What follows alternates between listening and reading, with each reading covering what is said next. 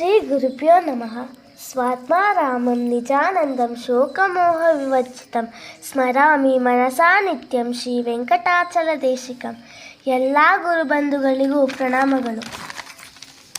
ಒಮ್ಮೆ ಗುರುಬಂಧು ಒಬ್ಬರು ಕಾಲು ಮುರಿದು ಬ್ಯಾಂಡೇಜ್ ಹಾಕಿಸಿಕೊಂಡು ಮನೆಗೆ ಬಂದ ನಂತರ ಗುರುನಾಥರಿಗೆ ವಿಚಾರ ತಿಳಿಸಲು ಬಂದಾಗ ಗುರುನಾಥರು ಅವರಿಗೆ, ನಿಮ್ಮ ಶೋಕೇಸಿನಲ್ಲಿದ್ದ ನವಿಲನ್ನು ಕಂಡರೆ ನಿಮಗೆ ತುಂಬ ಸಂತಸವಾಗುತ್ತಿತ್ತಲ್ಲವೇ ಎಂದಾಗ, ಹೌದು ಗುರುಗಳೇ ಎಂದರು.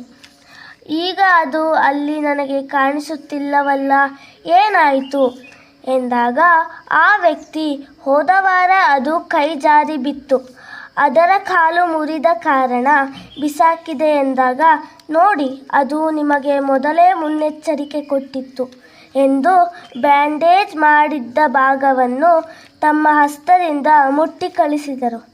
ಆಗ ಅಲ್ಲಿದ್ದ ಗುರು ಬಂದು, ಆ ನವಿಲಿನ ಬೊಂಬೆಯನ್ನು ಬಿಸಾಡಬಾರದಿತ್ತ ಗುರುಗಳೇ ಎಂದಾಗ, ಹೌದು ಕಣಯ್ಯ, ಅಂಥವನ್ನು ಅಂದರೆ ಅತಿಯಾಗಿ ಪ್ರೀತಿಸುವಂತಹ ವಸ್ತು ಮುರಿದಾಗ ಸರಿಪಡಿಸಲು ಪ್ರಯತ್ನಿಸಬೇಕು ಅಥವಾ ಒಂದೆಡೆ ಜೋಪಾನವಾಗಿಡಬೇಕು ಎಂದಾಗ ಎಲ್ಲರಿಗೂ ಒಂದು ಹೊಸ ಪಾಠ ಕಲಿಸುವಂತಿತ್ತು. ಓಂ ಶ್ರೀ ಶ್ರೀ ಶ್ರೀ ಚಂದ್ರಶೇಖರ ಭಾರತಿ ಪರಮಹಂಸ ಗುರುದೇವತಾಭ್ಯೋ ನಮಃ.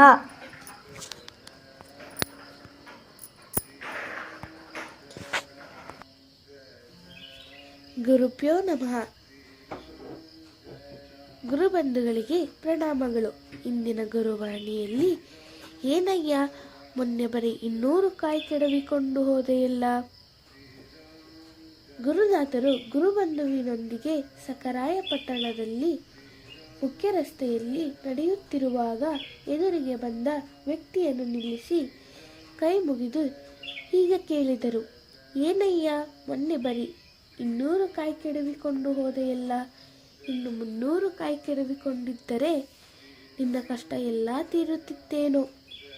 ಇನ್ನೊಂದು ಬಾರಿ ಬರುವ ಕಷ್ಟ ಏಕೆ ತೆಗೆದುಕೊಂಡೆ? ಯಾರಾದರೂ ಈ ಬಾರಿ ನೋಡಿದರೆ ಕಷ್ಟವಾಗುತ್ತೆ ಅಲ್ವಾ ಎಂದಾಗ ಆ ವ್ಯಕ್ತಿ ಅಳುತ್ತಾ, ನನ್ನದು ತಪ್ಪಾಯಿತು, ಗೊತ್ತಾಗದೆ ನಿಮ್ಮ ತೋಟದಲ್ಲಿ ಕಳ್ಳತನ ಮಾಡಿದೆ, ಕ್ಷಮಿಸಿ ಎಂದು ಕಾಲಿಗೆ ಬಿದ್ದ. ಅವನನ್ನು ಎಬ್ಬಿಸಿ, ಹೋಗು, ಪರವಾಗಿಲ್ಲ, ನಿನಗೇನಾದರೂ ಸಹಾಯ ಬೇಕಾಗಿದ್ದಲ್ಲಿ ನನ್ನನ್ನೇ ಕೇಳು, ನಾನು ಹೇಳುತ್ತೇನೆ. ಆಗ ನಿನ್ನನ್ನು ಯಾರೂ ಕಳ್ಳ ಎಂದು ಹಿಡಿಯುವುದಿಲ್ಲ, ಬಡಿಯುವುದೂ ಇಲ್ಲ ಎಂದಾಗ ಪರಮಾಶ್ಚರ್ಯವಾಯಿತು. ಗುರುಭ್ಯೋ ನಮಃ. ಗುರುಭ್ಯೋ ನಮಃ. ಇಂದಿನ ಗುರುವಾಣಿಯಲ್ಲಿ ಪೂರ್ವಿಕರ ತಪ್ಪಿನಿಂದ ಆದ ಅನರ್ಥಗಳಿಗೆ ಪರಿಹಾರ. ಒಮ್ಮೆ ಗುರುನಾಥರ ನಿವಾಸಕ್ಕೆ ನೆಲಮಂಗದಿಂದ ಬಂದ ಗುರುಬಂಧುವೊಬ್ಬರು, ತಮ್ಮ ಕುಟುಂಬದಲ್ಲಿ ಒಂದಲ್ಲ ಒಂದು ರೀತಿಯ ಕಷ್ಟ ತಲೆದೋರುತ್ತಿರುತ್ತದೆ, ಎಷ್ಟೇ ಪ್ರಯತ್ನಿಸಿದರೂ ಸಮಾಧಾನದಿಂದಿರಲು ಸಾಧ್ಯವಾಗುತ್ತಿಲ್ಲ ಗುರುವೇ ಎಂದು ತಮ್ಮ ಸಮಸ್ಯೆಯನ್ನು ಹೇಳಿಕೊಂಡರು. ಗುರುನಾಥರು ಅವರಿಗೆ, ನಿಮ್ಮ ಮುತ್ತಾತನವರನ್ನು ಕಾಶಿ ಮಹಾರಾಜರು ಸನ್ಮಾನಿಸಿ ಬಿರುದು, ಬಾವಲಿ, ಧನ, ಕನಕ ಎಲ್ಲ ಕೊಟ್ಟಿದ್ದರಲ್ಲವೇ ಎಂದಾಗ, ಹೌದು ಎಂದರು. ಗುರುನಾಥರು ಮುಂದುವರೆಸಿ, ನಿಮ್ಮ ಮುತ್ತಾತನವರು ಇಂಥವರೊಬ್ಬರನ್ನು ದತ್ತು ಕೊಟ್ಟಿರಬೇಕಲ್ಲವೇ ಎಂದಾಗ, ಗೊತ್ತಿಲ್ಲ ಎಂದರು. ಕಾರಣ ಅಲ್ಲಿಯವರೆಗೆ ಇವರಿಗೆ ಅಂತಹ ಯಾವ ವಿಚಾರವೂ ತಿಳಿದಿರಲಿಲ್ಲ. ಆಗ ಗುರುನಾಥರು, ನಿಮ್ಮ ಮುತ್ತಾತನವರು ಅವರನ್ನು ದತ್ತು ಕೊಟ್ಟಿರುವುದೇ ಈ ಅನರ್ಥಕ್ಕೆಲ್ಲ ಕಾರಣ. ಅಲ್ಲಿಯವರೆಗೂ ಸುಸ್ಥಿತಿಯಲ್ಲಿದ್ದ ನಿಮ್ಮ ಕುಟುಂಬದವರು ಅದಾದ ನಂತರ ದಿನೇ ದಿನೇ ಹಣಕಾಸಿನ ಮುಗ್ಗಟ್ಟನ್ನು ಎದುರಿಸುವಂತಾಯಿತು ಎಂದು ಹೇಳಿ ಸೂಕ್ತ ಪರಿಹಾರವನ್ನು ಸೂಚಿಸಿದರು. ಈಗ ಗುರುನಾಥರ ಆಶೀರ್ವಾದದಿಂದ ಎಲ್ಲರೂ ಮತ್ತೆ ಆನಂದವನ್ನು ಕಂಡುಕೊಂಡಿರುತ್ತಾರೆ.